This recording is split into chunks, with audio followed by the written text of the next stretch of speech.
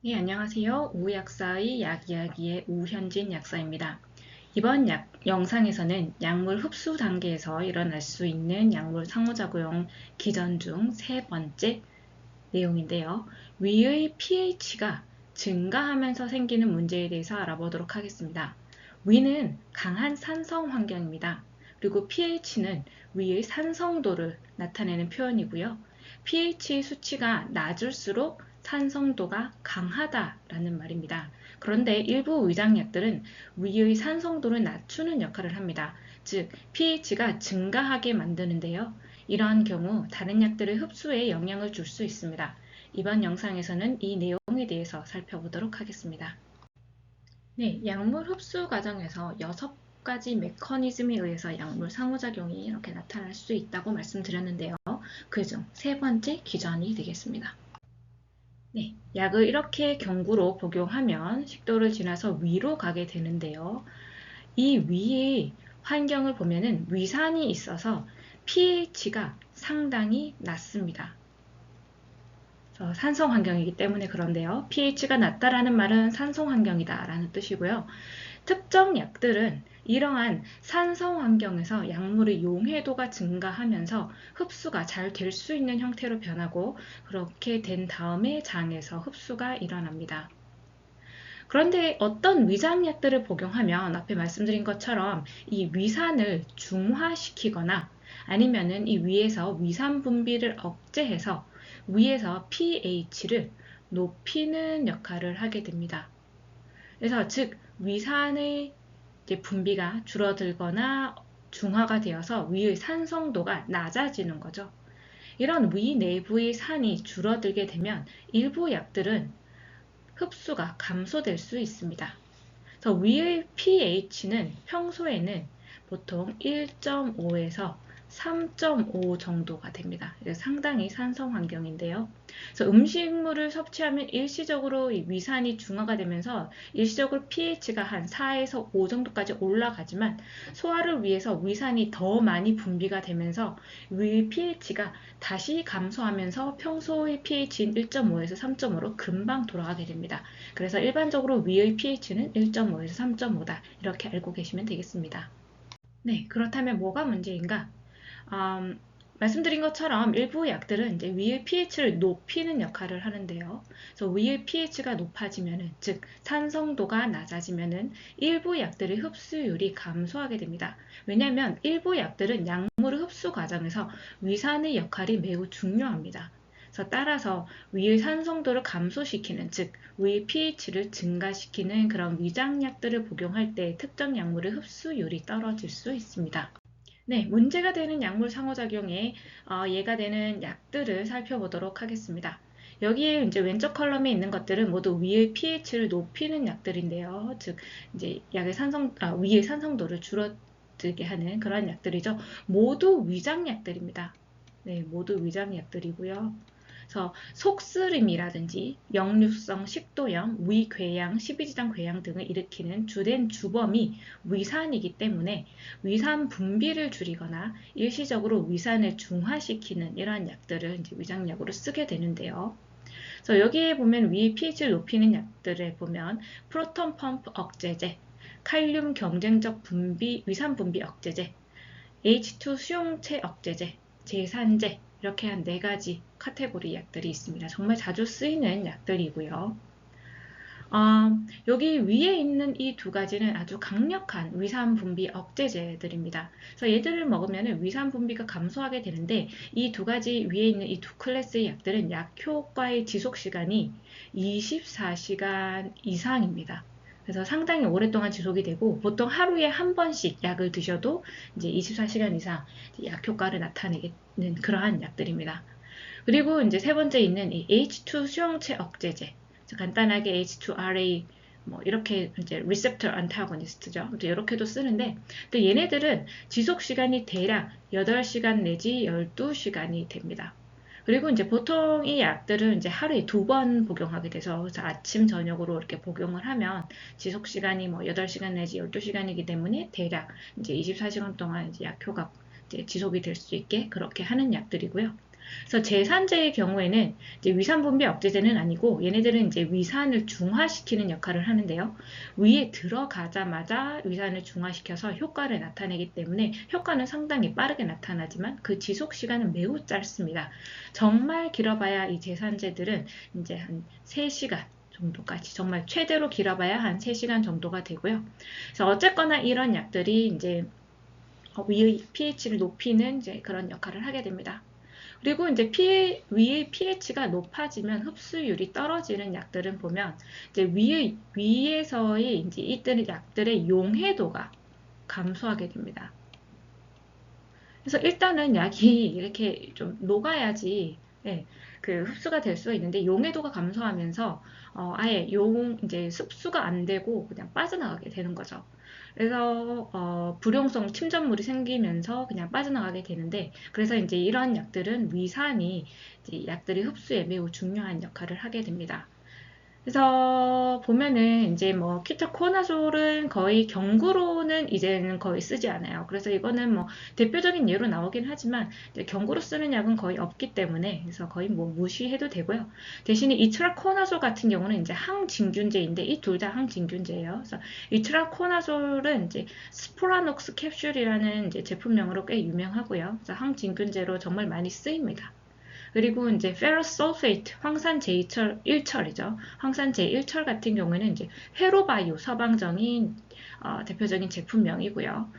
그래서 황산 제1철 같은 경우에는 이게 이제 이가철입니다. 그래서 이가철의 형태인데 이가철의 형태일 때는 흡수가 정말 잘 되는데 이게 위산이 없는 환경에 가면은 이게 이제 삼가철의 형태로 바뀝니다. 그러면은 이게 녹지 않고 침전이 돼버립니다. 그러면서 흡수율이 상당히 많이 떨어지게 되죠. 그리고 이제 밑에 있는 두 가지는 둘 다 항생제입니다. 세팍의 항생제인데요. 세프록심 악세틸, 세포덕심 프록세틸 둘 다 위산이 있어야지 이제 잘 녹고 흡수가 잘 되는 그러한 약들이 되겠습니다. 그리고 얘네들도 정말 자주 쓰이는 세팍의 항생제입니다. 네, 그러면 약물 상호작용을 어떻게 줄일 수 있을까요? 일단 제산제를 복용하는 경우에는 어떻게 상호작용을 줄일 수 있느냐?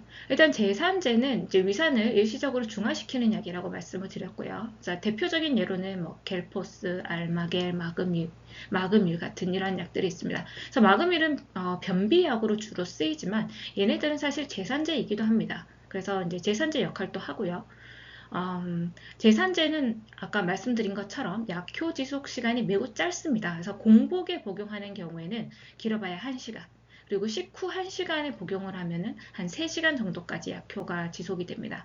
이렇게 짧은 이유는 뭐냐면 이제 제산제가 위에 들어가서 위산을 중화시키는 거잖아요. 그래서 위 밖으로 빠져나가 버리면 약효가 사라집니다. 그래서 이 약들이 위 안에 얼마나 오랫동안 머무르느냐가 이제 약효 지속 시간에 정말 중요한 영향을 미치는데, 그래서 공복에 먹게 되면은 이제 금방 약들이 이제 위 밖으로 빠져나가기 때문에 약효 지속 시간이 이제 짧아지죠. 그래서 제산제의 경우에는 이제 식사 후 1시간에 복용해야지 가장 효과가 길게 나타나는 약들입니다. 어쨌거나 이렇게 이제 대체로 지속 시간이 짧기 때문에 약물 상호작용을 피하기 위해서는 다른 약과 시간 간격을 띄우면 됩니다. 그래서 대략 앞뒤로 한 2시간 정도 간격을 띄워서 복용하는 것이 권장이 됩니다. 거기에 더해서 이제 이트라코나졸, 아까 앞에 말씀드린 이제 예시 중에 이트라코나졸, 세프록심 악셀틸, 세포독심, 이제 이거는 항진균제고 이 두 가지는 항생제죠. 얘네들은 이제 흡수율을 높이기 위해서 식후 즉시 복용이 이제 권장이 됩니다. 그래서 이런 경우에는 이제 제산제랑 같이 복용하게 되면 이제 이트라코나졸, 세프록심 악세틸, 세포독심 같은 약들을 식후 즉시 복용하도록 하고 제산제를 한 2시간 후에 이 약을 먹고 나서 2시간 후에 복용하도록 하면 되겠죠. 그렇게 이제 시간을 띄워서 복용하는 식으로 하면 되겠습니다. 네, 제산제를 제외한 다른 이제 3가지 카테고리 약물을 보겠습니다. 이들은 이제 위산 분비를 억제시키는 약물이라고 말씀드렸죠. 그래서 위에서 위산 분비 가 되는 그 양 자체를 이제 줄이는 약인데, 약효 지속 시간이 약간 조금씩 다르다라고 말씀을 드렸어요. 그래서 이제 그 H2 receptor antagonist 같은 경우에는 한 8시간 내지 12시간 정도. 그래서 이 대표적인 이 약으로 이제 파모티딘 같은 게 있죠. 그래서 파모티딘이 있고요. 그다음에 이제 아까 이제 프로톤 펌프 이니비터라든지 이제 피캡 얘네들 같은 경우에는 24시간 이상 약효가 지속이 됩니다. 그래서 약효 지속 시간이 상당히 길어요. 특히 이제 H2RA 요 계열에 들어가는 약들은 이제 약효 지속 시간이 12시간 뭐 이렇게 되지만 실제로 이제 복용하는 거를 하루에 2번으로 1일 2회로 복용을 하기 때문에 거의 뭐 하루 종일 약효가 지속이 된다라고 보면 됩니다. 이 두 약들 모두. 그래서 이제 시간 간격을 띄워서 약물 상호작용을 피하기가 매우 어렵습니다.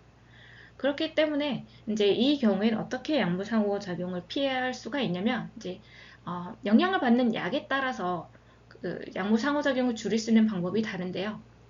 그래서 이트라코나졸 같은 경우에는 콜라와 같은 산성 음료 한 컵과 같이 복용하도록 되어 있습니다. 그래서 예를 들어서 이런 거죠. 그래서 위산 분비 억제제 이러한 약들을 이제 계속 이제 일정한 이제 규칙적으로 계속 드시는 약들 분이 그런 분이 이트라코나졸 처방을 받아서 드시게 되는 경우에는 이제 이트라코나졸을 복용을 할 때 식후 즉시 복용하되 이제 콜라와 같은 산성 음료 한 컵과 같이 복용하도록 해야 합니다.